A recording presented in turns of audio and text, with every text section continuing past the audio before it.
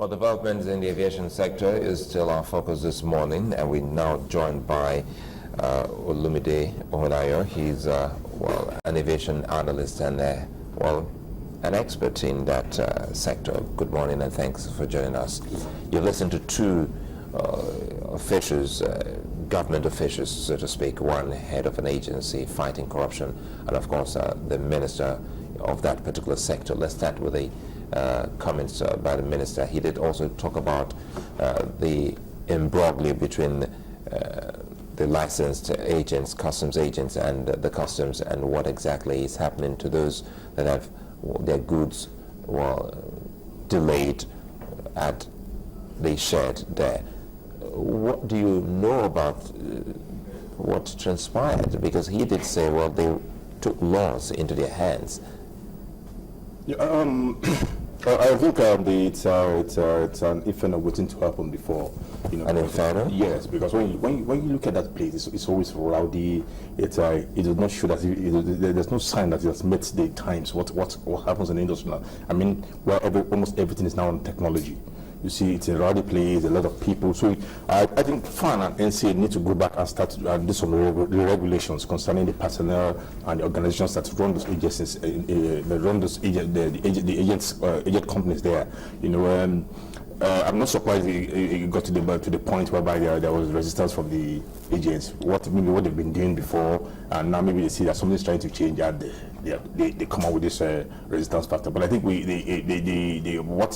the government did to start regularizing the things there, it's perfect. My problem is it took so much time. You allowed them to become kings, and they form their own cartel there, and that's why you're seeing this resistance. But I think the government can go ahead if they can take the hook to the end.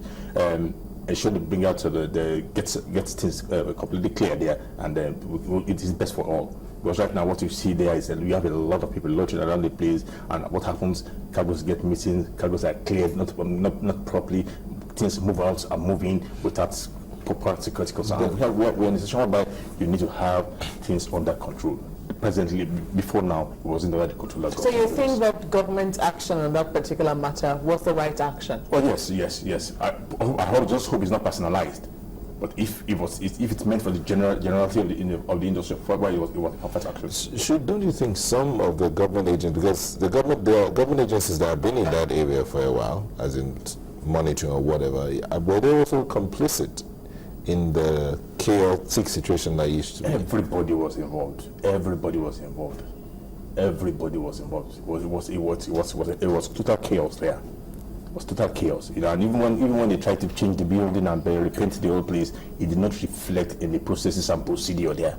So this needs to be changed to attest to what is obtained around the world. And that's what caused the resistance you saw. Okay, let's hear, the minister also talked about something let's look at airport infrastructure, the refurbishing, expansion, and all of that. How would you rate it? How would I rate it? You saw the last rating from an international organizations, but there was a story from the government side. But other people said, look, these people that did these things are not Nigerians. They came here, they saw something, and they went to other airports in the continent, and that rating came out, and we're down there.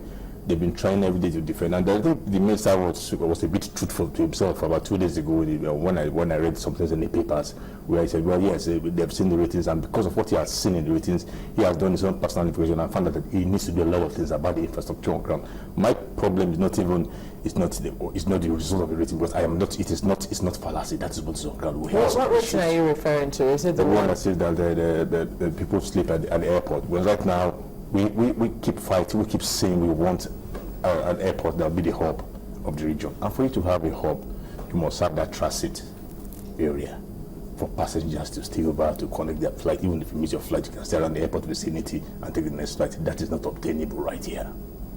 And now, like the low-level corruption, this man is saying, when you stay at the airport, someone's coming to harass you. What are you doing here? I want to see your passport. Who are you?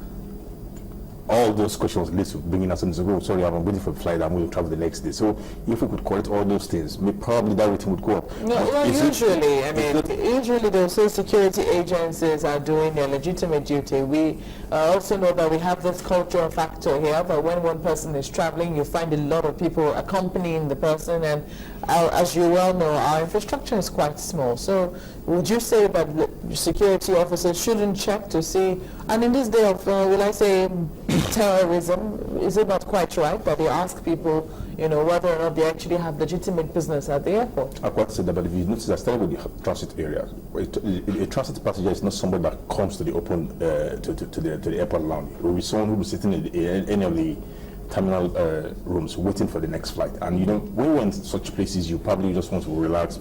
If you are waiting for your flight, you want to play with your phone or something, or iPad to keep you busy, depending when your flight arrives. But in this case, what do you have? You have some people coming to disturb you. What are you doing? What are you doing? Yes, can I help you? Most people want their privacy at that time. Do they get their privacy at the airport here? I don't think so. I think that's why we failed in that area. But it's an area we can work on. It's not only the job of FAAN. There are other agencies that need to improve their services and their processes. Such as? Everybody, the customs, the police, all agencies that work within airport vicinity need to improve and cooperate. This new fight against low-level corruption at the airport, how effective do you think is it going to be another pipe dream? Well, I just asked the man now before leaving, why you start with low level? Why low level?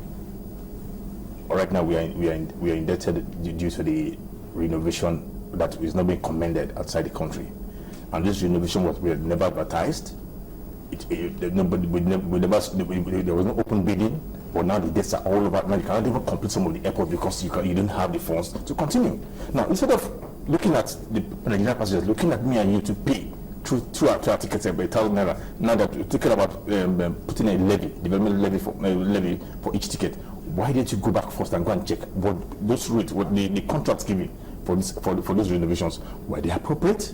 Did they go through the due process? And from that place, we could save a lot of money. Let us start the low-level corruption from there.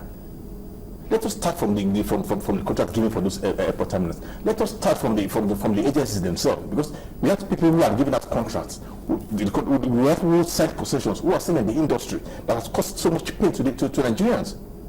Go and start low-level corruption from there.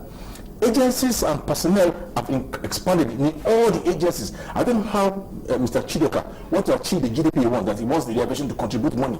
When you have personnel that are all over the place and are drawing resources, you have expanded the directorate, expanded the department. Okay, now that were last before.